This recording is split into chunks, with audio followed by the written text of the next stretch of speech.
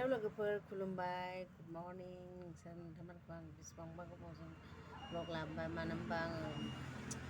अयथासार गोबावसोमोन blog खालामनाया माने टाइमबो मोना फारसेथिं आंना चेनेलाबो माबा गेवा जाबाय थादोंमोन आरोना बेनि थाखायनो जेबो माबाखौनो लाबोनो मोना आं दा ओरैबायदि दखानावबो ओरैबायदि बेस्थ' जानानै दं हारसिं जेबो टाइम मोना आरोना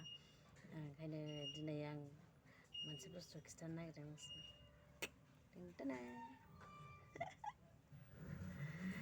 बे गुमा गोथावा 100 थाखानि आरोना लोगोफोर नायलाय अनलि 80टा 80टाल' बेयावनो 100 थाखा होनबा सानदो थाइसे 25 फैसा गोलैयो खोमा थैगोनसो मासेयाव थाइसेबाबो अरजाबावलामोन ना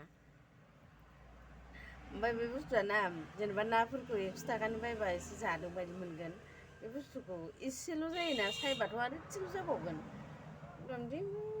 20 थाखासोनिल' जाथाव साइज नुयोना आगोलावथ' 12 थाखा गाहामजों 8 थाखा 10 थाखा बिदिनो मोनबावोसोमोन दाना मासेयाव थाइसेखौनो मोनबावला सोर जानो गोथाव मोनो अनलाजों बिनानाव खिथाहर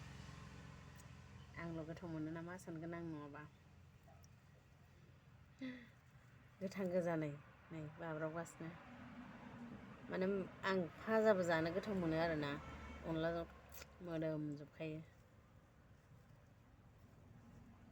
ओरैनोबाबो मोदोमो नामासो सानबावबाय आं मोदोमा